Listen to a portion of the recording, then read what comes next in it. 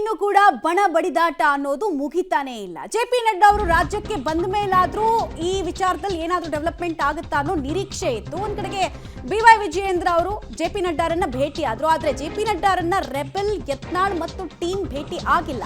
ಪಕ್ಷದೊಳಗಿನ ಗುಂಪುಗಾರಿಕೆ ಬಗ್ಗೆ ವಿಜಯೇಂದ್ರ ಟೀಮ್ ತಿಳಿಸೋ ಕೆಲಸವನ್ನು ಮಾಡಿದ್ದಾರೆ. ಪಕ್ಷದಲ್ಲಿನ ಕಿತ್ತಾಟದಿಂದ ಸಾಕಷ್ಟು ಸಮಸ್ಯೆ, ಗೊಂದಲ ಹೆಚ್ಚಾಗ್ತಾ ಇದೆ.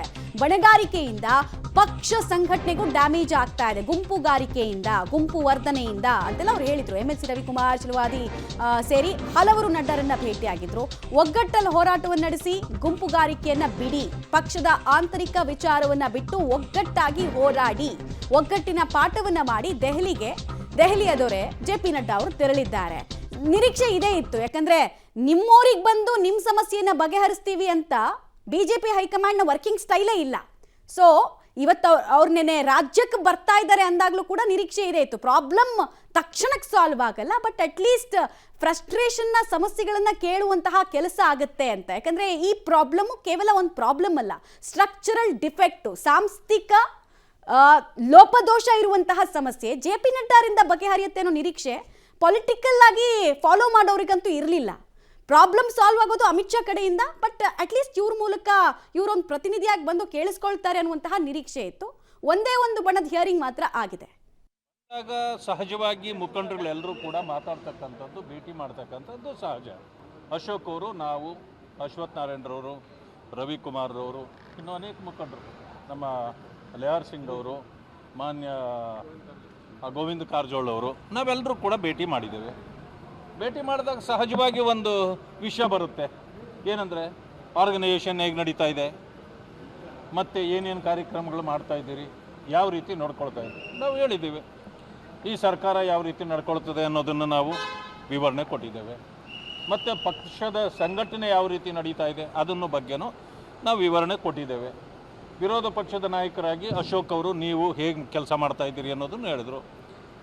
ನಾವು ಏನು ಎಲ್ಲರೂ ಕೂಡಿ ಒಗ್ಗಟ್ಟಿನಿಂದ ಕೆಲಸ. ಡೀಟೇಲ್ಸ್ ಕೊಡ್ತಾರೆ. ನೇರ ಸಂಪರ್ಕದಲ್ಲಿ ಜಾಯ್ನ್ ಆಗ್ತಾ ಇದ್ದಾರೆ ಶ್ರೀನಿವಾಸ್. ಜೆ.ಪಿ. ನಡ್ಡಾ ಅವ್ರು ರಾಜ್ಯಕ್ಕೆ ಬರ್ತಾ ಇದ್ದಾರೆ ಅಂದಾಗ್ಲೇನೆ ಇವ್ರು ಬಂದು ಪ್ರಾಬ್ಲಮ್ ಸಾಲ್ವ್ ಮಾಡ್ಬಿಡ್ತಾರೆ ಅನ್ನೋ ನಿರೀಕ್ಷೆ ಯಾರಿಗೂ ಇರಲಿಲ್ಲ. ಅಂದ್ರೆ ಪೊಲಿಟಿಕಲಿ ಎಳಸಿರೋರ್ಗೂ ಕೂಡ ಅಂತ ನಿರೀಕ್ಷೆಗಳನ್ನ ಇಟ್ಕೊಂಡಿರ್ಲಿಲ್ಲ. ಬಿಕಾಸ್ ಯಾರಿಗೆ ಪವರ್ ಇದೆ, ಯಾರಿಗಿಲ್ಲ, ಯಾರು ಕೇಳಿಸ್ಕೊಳ್ತಾರಷ್ಟೇ, ಆಲಿಸ್ಕೊಳ್ತಾರಷ್ಟೇ ಅನ್ನೋದು ಮಾತ್ರ ಗೊತ್ತಿದ್ದವರಿಗೆ ಜೆ.ಪಿ. ನಡ್ಡಾ ಅವ್ರು ಏನು ಮಾಡ್ಬೋದು ಅನ್ನೋದು ಗೊತ್ತಿತ್ತು. ಬಟ್ ರೆಬೆಲ್ ಟೀಮಿಗೆ ಯಾವುದೇ ಸಮಯಾವಕಾಶವನ್ನ ಇಲ್ಲೂ ಕೊಟ್ಟಿಲ್ಲ. ಲಾಸ್ಟ್ ಟೈಮ್ ಸಂಸದರ ಮುಂದೆ ಕೂಡ ಅಮಿತ್ ಶಾ ಅವರು ರಾಂಗ್ ಆಗಿದ್ರು. ನಮ್ಮ ಡಿಸಿಷನ್ನೇ ತಪ್ಪು ಅನ್ನೋ ರೀತಿಯಲ್ಲಿ ಅವ್ರು ನಡ್ಕೊಂಡ್ರೆ ನಾವು ಸುಮ್ಮನಿರಲ್ಲ ಅಂತ ಮೆಸೇಜ್ ಕೊಟ್ಟಿದ್ರು. ಈಗಲೂ ಅಂಥದ್ದೇ ಮೆಸೇಜನ್ನು ದೂರ ಇಟ್ಟು ಕೊಡೋ ಪ್ರಯತ್ನವನ್ನು ಮಾಡಿದ್ರಾ ಹೇಗೆ? ಬಹುಶಃ ಆ ರೀತಿಯಾದಂಥ ವಾತಾವರಣಗಳು ಕಾಣ್ತಿದೆ ಮಮತಾ. ಆದರೆ ಆ ಜೆ.ಪಿ. ನಡ್ಡಾ ಅವರು ರಾಜ್ಯ ಬಿಜೆಪಿಯಲ್ಲಿರುವಂತಹ ಭಿನ್ನಮತವನ್ನು ಸರಿ ಮಾಡುವಂತಹ ನಿಟ್ಟಿನಲ್ಲಿ ನಿನ್ನೆ ರಾಜ್ಯಕ್ಕೆ ಬಂದಿರಲಿಲ್ಲ. ಒಂದು ನಿಮ್ಹಾನ್ಸ್ನ ಒಂದು ಪ್ರೋಗ್ರಾಮ್ ಇತ್ತು, ಇನ್ನೊಂದು ಖಾಸಗಿ ಕಾರ್ಯಕ್ರಮ ಇತ್ತು. ಆ ಹಿನ್ನೆಲೆಯಲ್ಲಿ ಅವರು ಬಂದಿದ್ರು. ಆ ಒಂದು ಸಂದರ್ಭದಲ್ಲಿ ವಿಜಯೇಂದ್ರ ಅವರು ಹೋಗಿ ಯತ್ನಾಳ್ ಮತ್ತೆ ಟೀಮ್ನ ವಿರುದ್ಧ ಆರೋಪಗಳನ್ನು ಮತ್ತೆ ದೂರನ್ನ ಕೊಟ್ಟಿದ್ರು. ಪಕ್ಷ ಸಂಘಟನೆ ಆಗ್ತಿಲ್ಲ, ಪದೇ ಪದೇ ಪಕ್ಷಕ್ಕೆ ಮುಜುಗರ ಆಗ್ತಿದೆ, ಇದನ್ನ ಕಂಟ್ರೋಲ್ ಮಾಡಿ ಅನ್ನುವಂತ ಮನವಿಯನ್ನ ಜೆ.ಪಿ. ನಡ್ಡಾ ಅವರಿಗೆ ನಿನ್ನೆ ವಿಜಯೇಂದ್ರ ಅವರು ಮಾಡಿದ್ರು.